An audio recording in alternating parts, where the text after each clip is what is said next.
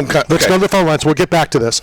So as we continue talking about my experience last week, I'm finally got the blindfolds off where I can finally even see, Do you know where you are? I do now. Well, this tells you where the building was. We went by an Amish store. So when they're telling you that they're not telling you where we're going, they're not telling you where we're going. So from SlapFIGHT Championship, my new good friend, my new best friend, TJ Tilley. TJ, how are you? Hey, what's up, man? How are you? Not too bad. We're going to talk about everything that happened last week, but let's invite our second guest on. Do what? Randy, I want to tell your listeners that you told me last week that you were going to put me on your show and call me TJ. Yep, that's why I did it. I just want to let you know that you're not going to slip that in there, man. It's JT, and you know it. I know that, but I had to stick with it. That's so funny. I told somebody this morning you were going to do that. I'm a man of my word.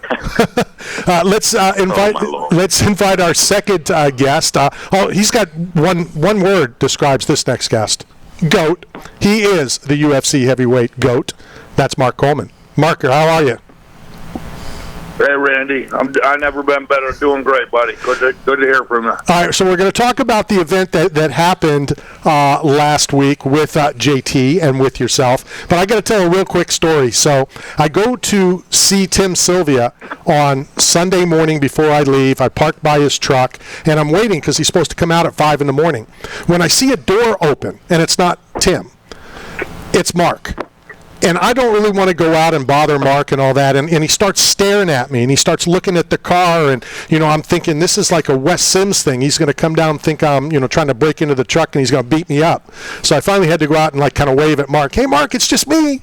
It's just me.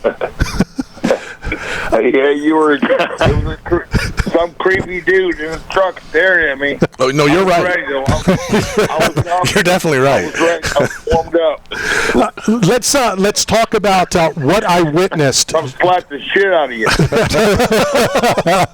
Well, and Mark, the thing that scares me most about that is you've threatened to do that numerous times. So sooner or later you're going to.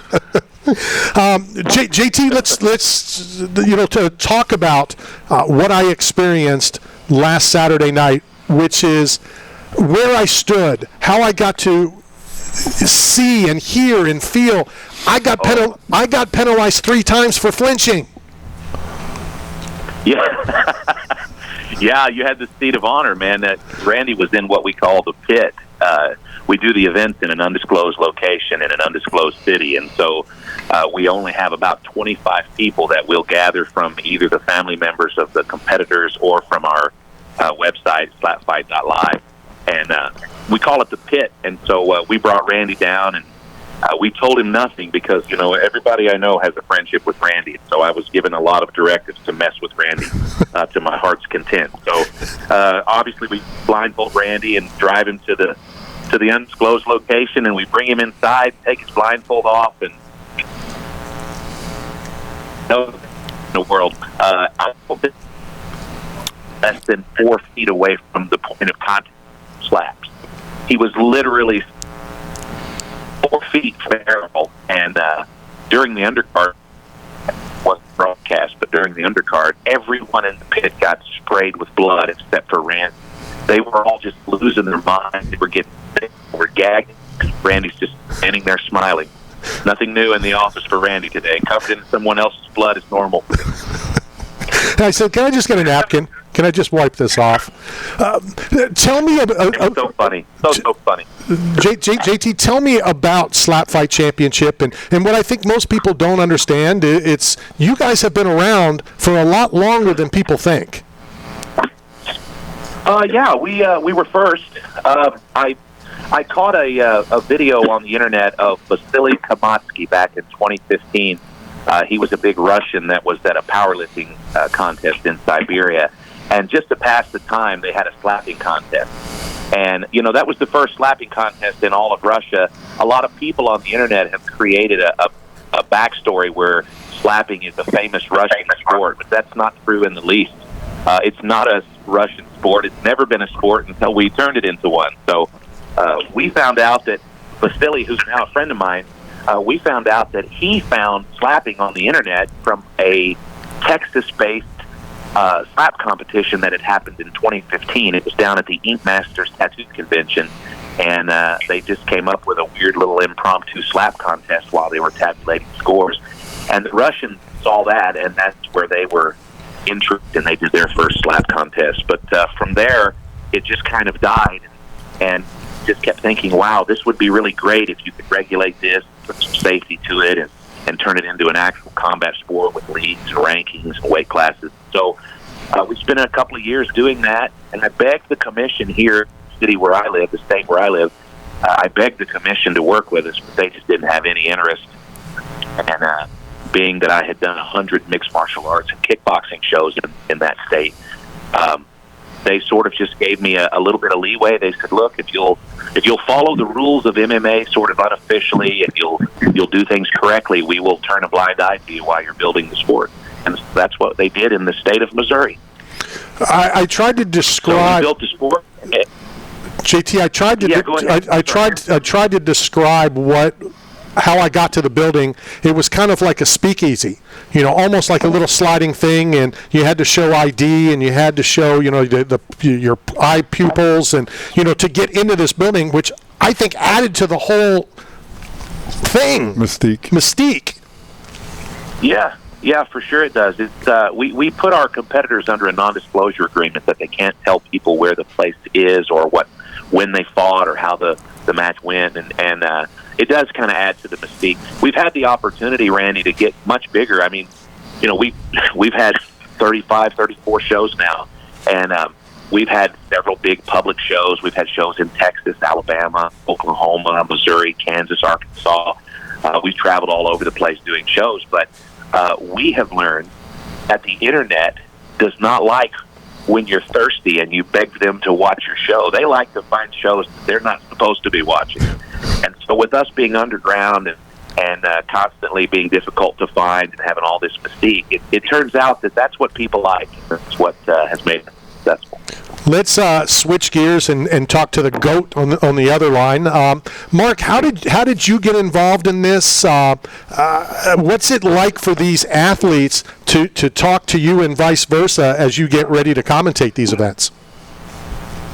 I've been watching slap fighting for, it seems like, about 5 years now. I was one that thought it was a Russian sport. I was watching it when the Russians did it, and I fell in love with it immediately on the internet. I watched it as much as I could, but then I ran across JT's slap fight on Instagram. I started watching that. I started sending him messages telling him how much I love the sport, and I'd like to be involved any way I could. And I was thinking about slapping, actually. I really, really was. And JT brought me in as a catcher, and I got to meet all the guys, all the athletes, and they are athletes. They're becoming more and more athletes as we speak. I just befriended them, got to talk to them, and respected them. And they really didn't even know who I was, a lot of them, until they figured it out. And then when they did, we became good friends, and I started motivating them to take this more seriously and start training harder. And then next thing you know, I'm catching these guys, and it was just so cool to be so close to the action. The courage that it takes from these guys is second to nothing.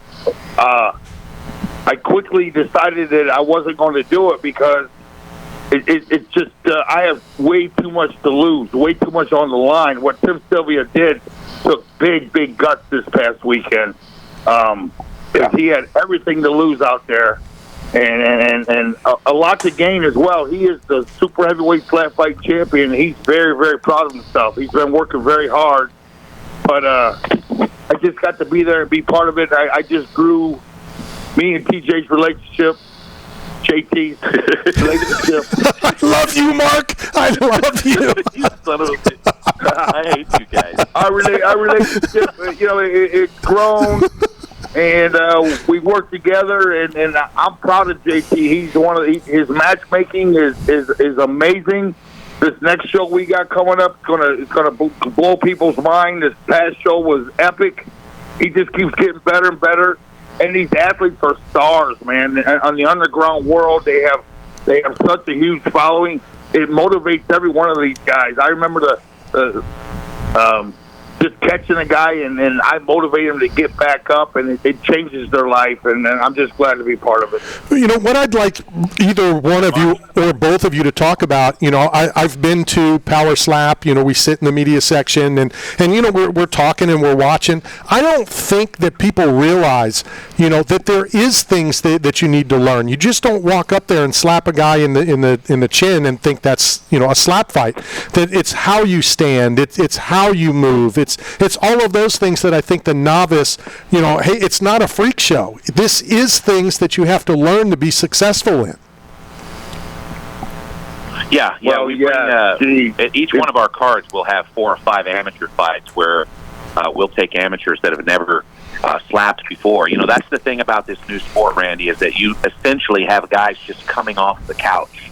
And, you know, they think they can slap. You know, they may be slapping a bag in their backyard or something. I mean, I get hundreds of videos weekly